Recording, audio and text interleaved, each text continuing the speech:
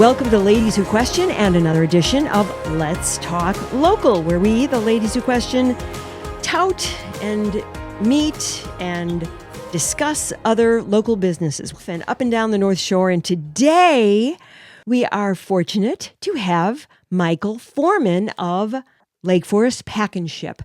Holly, you know him a little bit better. I know him because your doggy, we're so sorry. What about Atlas? Yeah. Yes, Atlas. I forgot his name. I'm sorry about Atlas. He actually wasn't my dog, but he was there for a couple of years at my store every day. I thought he was your dog. I know. He wasn't. He was the girl who worked next door's dog. Oh my gosh. She couldn't leave him at home, so he came to my store every day, which was great. Well, that's another great quality about you. I had no idea. I used to come dogs. In. Well, yeah. Well, you treated him as if he were your own. Absolutely, yeah. But now you have one of your employees' dogs coming in there with her when she works. Let's talk about that doggy real quick before we talk about your business, since we're on the subject of doggies. Okay. So Kay comes in with the beautiful Fianna and, fills the void, right? It absolutely does. Yeah. Most people like having the dog in the store. Yeah. Well, anyway. Some people come specifically for that, apparently, on Saturday. Oh, okay. Well, when you had Atlas, I didn't really necessarily have anything to ship, but I'd see Atlas is there. I must go in and bury my face in the nape of his neck and just put those beautiful ears. He was special. So, Michael, tell us all about your business. We're all about getting into what you do and how you started. And you've been there for 32 years, or how long? That's correct. 32 That's years. That's insane. October it was, I can't believe it. Well, tell us what evolved in your life that you said, I'm going to do this. And then from that point to here, we kind of want to hear the whole story. Okay. Well, from the start, basically, I was in my 20s and I didn't know what I wanted to do and what all my abilities were and so forth and so on, but I knew I wanted to have my own business. So I found the franchise, which was mailboxes, etc. Okay. And I opened up my first store, and a couple of years later, 3 years later, I got the Lake Forest store also. Okay. And then I had both stores for a couple of years, and then I got rid of my Lake Zurich store and just kept my Lake Forest store, and I've been doing it ever since. Well, how did you transition over to the better name of Lake Forest Pack and Ship? My franchise agreement was up with Mailbox, etc., which they became the UPS store. Oh, okay. And it wasn't a real good program, so I decided to go on my own. Okay. Which I think was a good decision because now I'm able to use all the carriers. I use UPS, FedEx, DHL, and everybody else. But at a UPS store, you can't do that. They only use UPS. Right. No, that's a huge people like advantage. To have a variety because some people like to use one, some like to use the other, whatever the case may be. So, and it was just it seemed like a better program for me, so I just went independent.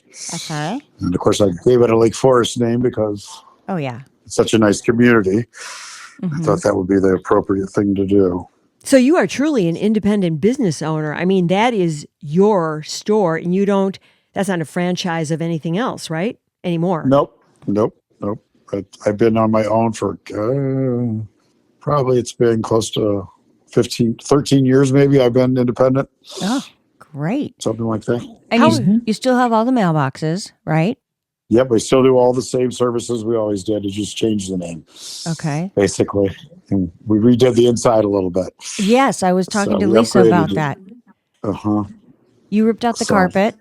Is that what you're talking about? Yes. Yes. Oh gosh, it looks way better. It looks bigger, cleaner, everything. So talk about how you evolved over the years, like introducing new services, how you know everybody in the community.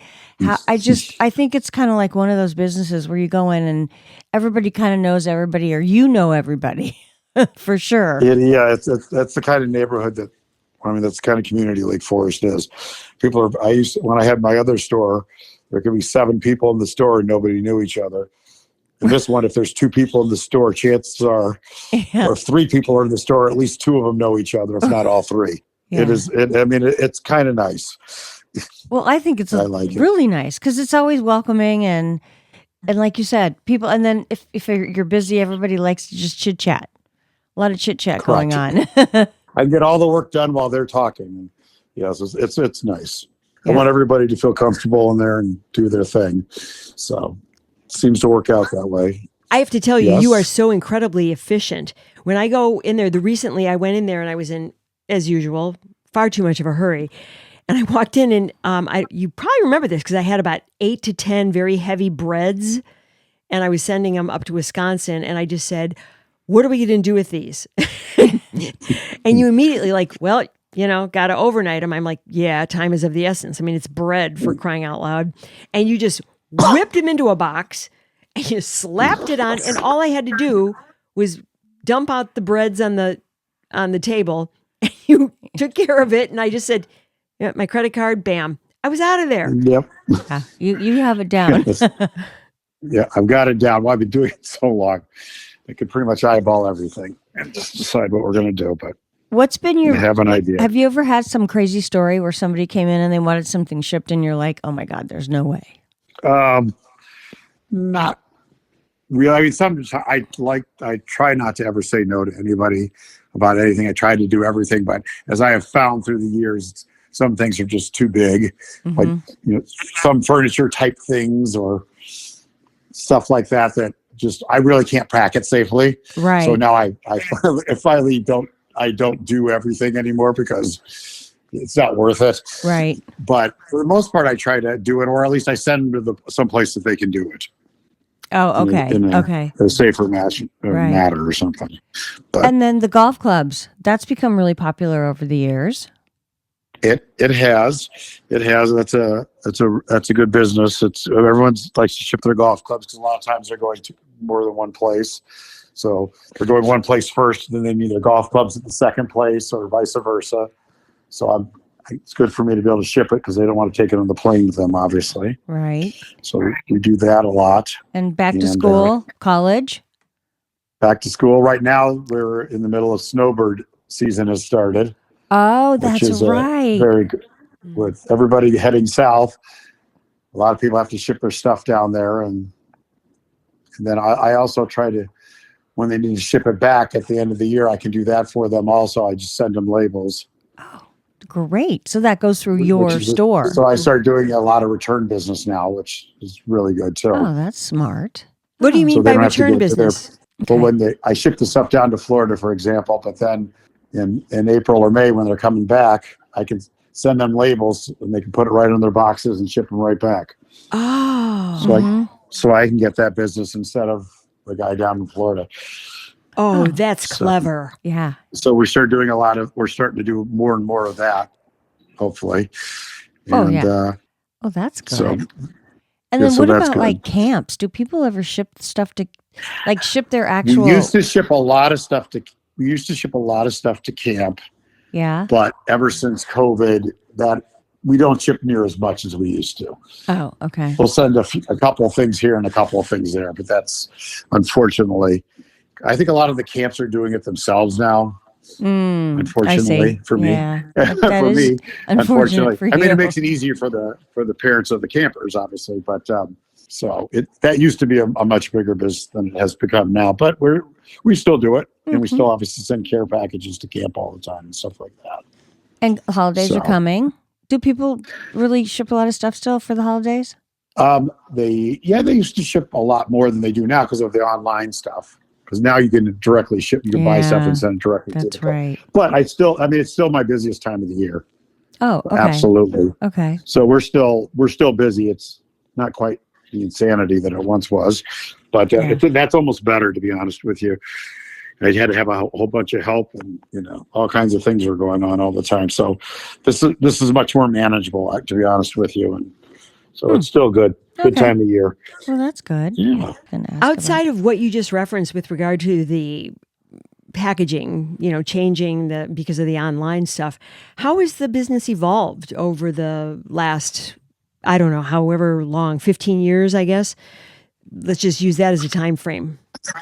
Well, it's definitely, it's been more challenging. You got to do things a little smarter and a little better because they've that's changed the whole ball game. But I do a lot of returns. That's what I was just going to ask you. And I don't get paid for the shipping part of those. But now the people are coming in. Sometimes I do the packing. And then I have to print. A lot of times people have return labels, but a lot of people don't have printers at home anymore. So I'm doing a lot of printing. Oh, okay. I do a lot of scanning and printing for people. And I try to print up reports and do all that kind of stuff for people because it's much cheaper for me to print it up in better quality and faster than doing it at home. Right. You print up one thing on your your printer at home, it uses up all your toner and it costs more money than it does just to pay me to do it. So trying to get a lot more of that kind of business. Okay. So you've got the mailboxes, you have the packing and shipping, and you have the supplies, printing, and the supplies. Is there something we're missing? All the packings and shipping supplies. Yeah. No, I've been doing a lot more notary. Oh, you do notary? Service. I've always done notary, but I do a lot more of it now because a lot of banks don't want to do it. Oh, that's they good only to do know. it if it's a bank document. So we're now starting to do a lot more of notary service, which is nice. Yeah, that adds. Have you thinking of anything else to add to your portfolio there? Well, we still do copies, not as much because people don't need copies quite as often as they once did. What about shredding? The internet. Shredding is that's definitely business. I started doing that a few years ago, and that definitely that's definitely a constant in the business. It keeps picking up. Certain times of year, obviously busier than others, but we do shredding every week.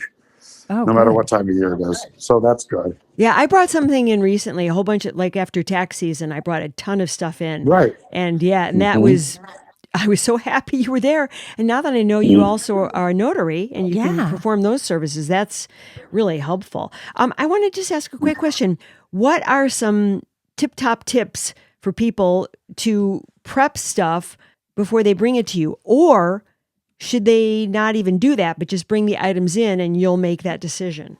To be honest with you, it doesn't necessarily behoove people to bring in the stuff already packed, because if they're not using the right size box, unfortunately, the shipping over the last, I think it's, probably 10, 12 years, they now, instead of doing everything by weight, they do it by the size or whichever one's more expensive. Oh, wow. So a lot of times people will use an Amazon box that they got, and I have to charge them for 10 or 12 pounds, even though the item only weighs 2 pounds. Oh. So sometimes you're better off just coming in and paying me for a box and shipping it. It'll end up being less money than if you use one of those used boxes that you got from, a shipment you got or something. Right, and it's too big, but you just go, I'll just use it. Yeah, exactly. Oh, that is really valuable information. Yeah. Yeah. So, people don't necessarily know that. I try to inform everybody. Right. But No. People don't usually like to be lectured to. I try not to lecture, but I try to tell them, but they probably just think I'm trying to. It actually saves them money, but it's good it would be good for that to be out there if they know that. Wow. So. Well, gosh, this is awesome. So what would you like to say to the listeners out there on how you can help them make their holidays smooth sailing, dates, when they need to get things in by, all that stuff? Basically, just the earlier you bring it in, the better, just because sometimes things are usually run fairly on time during the season, but it's always good. The earlier you come, the less crowded it'll be, and the faster their package will probably get there. Okay. So, yeah. But depending on where it's going to, you can ship, the 2 days before Christmas and it'll get there in time if it's, in the Midwest and it's local, or it's, within our regular zone. So farther away from Chicago it goes, it's 2 days, 3 days, 4 days, whatever the case may be. Yeah. So you still. There's no 100% guarantee whether things happen. Correct. Yeah. You never know if weather's going to affect it or anything. So the earlier is the better. Right. But other than that, bring them all to me and we'll take care of everything. Michael, how is the current business climate affecting your business, or is it? I have a very interesting business in that, and this has been the same for 35 years. If the world's going great, my business is okay. Not, it doesn't go up exponentially with the way the world's economy is going. But when the economy isn't good, my business is still pretty good. It's still interesting. It doesn't vary a heck of a lot, is my point, no matter what's going on in the world. Okay. I mean, it matters at Christmas time. I used, when the economy's good, I used to ship a lot bigger boxes. When the economy's not good, I ship small boxes, medium boxes. All right. But that other than Christmas time, it doesn't really. It's gotten to the point now where it's pretty evened out throughout the year as far as the economy is. People have gotten to a point where they ship certain things and certain things they don't anymore. So the economy is, luckily, it's not directly related to my business. So I guess in the way the world's been the last however many years, that's probably a good thing. But yeah. Oh, that's interesting. Yeah, you're just kind of, you're not affected. So you're one of those businesses that it's just I'm not a good barometer for how the world's going. It's a safer place to be. It's not a you can sleep at night knowing I know about what I'm going to do either way, I guess. So good. Okay. The most important thing is congratulations on being a grandfather to your 4 new grandchildren in 18 days. Why don't you just give us if you don't mind, because it's hilarious. I mean, when I tell people, this guy had 4 grandchildren in 18 days or something. Yep. When Holly told me this, I my jaw dropped. I was like, wait, what? Because we were scheduled to have you on here a couple of times, and then she told me what was going on with your life. And I said, busy. Just tell him that when he's got a moment to breathe, we'll do it. Yeah, well, it's funny. She came home from work, and 2 of them were here. Oh, the twins or 2 singles? I mean, how many do you have total? Is this your first time being a grandfather? I forgot. Or is this the addition to your portfolio of grandchildren? Was this the first time you became a grandfather with these 4? No, I have a 21-month-old and a 20-month-old, and now then the 4 new ones. Oh my God, they're all little tiny ones. And and so how is it juggling the 4 right now? So Barbara, it's been fine. The weekends this last weekend I saw 5 of the 6, and the weekend before I saw all 6. Gosh. So, oh my gosh. Oh, and we live in Highland Park, and the kid, 2 of the grandkids live in Glencoe, about 7-minute drive. Yeah. And the 3, the one with the 21-month-old and 2, then the twins, she's in Deerfield. Oh, so we see them quite a bit. Yeah. And then my son lives in Oak Park with his daughter. Oh, okay. So my daughter who lives in Michigan is due in December. So oh my God. Oh, how many is she having 2 at a time too? No, she's having one. She's having the girl. We're gonna have 6 girls and 1 boy oh my God. before the end of the year. Oh geez. Well, the cool part is they're all cousins and they're all going to be the same ages ish. Yes, like they'll be like tight, and they all live really close. Michigan. Well, that's still considered somewhat close. But that's super cool. Oh my gosh. I can't wait to see your Christmas cards. It's like all these babies. At least logistically, this is going to work out for you very well because but the one, did you say Michigan? All but, those grandchildren are close by. But then again, you were going to be leaned on for grandpa duty, babysitting. Oh, yeah. We do it. My wife and I have not turned down. Basically, we've never turned them down. And we don't. Our social calendar isn't too full, so we're unfortunately we're always available. So if they ask, we say yes. Oh, but now it's been our pleasure. We love it. Oh, I can imagine the light of your life. I mean, I guess there's nothing like it. Why don't you give us your address, your phone number, and your hours of operation, and anything else you want to talk about with regard to Lake Forest, Lake Bluff, and the North Shore, and how people can find you? Okay. Well, the address is 736 Northwestern Avenue in Lake Forest, right on the main drag. I used to be next to Einstein Bagels, except they're not there anymore. Oh, that's right. And let's say 3 doors down from the bakery. The phone number is 847, of course, 615-0222. We're there 6 days a week. I'm there by 8 o'clock in the morning. We're there till 5:30 at night. And then Saturdays, 9 to 4. We ship everything, any way you want, we ship. We can pack anything pretty much, and we can ship anything. And we've been there a long time, and we know the business, so we can help you do it. Pretty much anything you need to do in that area, we can help. Thank you Awesome. so much, Michael. We so course. appreciate your I know, time, I so appreciate considering, your grandparental situation and running a business, which is a lot. So thank you for taking the time. This is very kind of you. And Of course. Thanks for calling me and Okay. letting me be on your show. I appreciate it. Well, it'll be up tomorrow, and I'll send you a text. And if tomorrow being Correct. Wednesday, the 29th of October. correct, exactly, yes, Got and it. then you can listen to it. Okay. That's awesome. Okay. All right, Thank thanks, you girls. again. All right. All right. Take Take care. Thanks a bunch. Okay. Bye. Bye. Bye-bye. Thanks, Harvey. Ladies Who Question is executive produced and edited by me, Lisa Dominique, and also executive produced by Holly Caulfield. Holly also does most of our research, and Claire Caulfield is in charge of technical assistance and social media. Music, My Lionheart. Sketch music by Florian Manx and Matthew Anderson. Thanks for listening. Please subscribe, follow, rate, and review Ladies Who Question on Apple Podcasts or wherever you get your podcasts. Send your thoughts to ladieswhoquestion@gmail.com.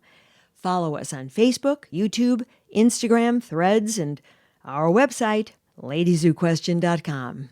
All content discussed on Ladies Who Question are the opinions of Lisa Dominique and Holly Caulfield and should not be construed as advice of any kind. By listening to this podcast, you agree not to use this podcast as advice of any personal or medical issue for yourself or others. This disclaimer also applies to guests or contributors to the podcast.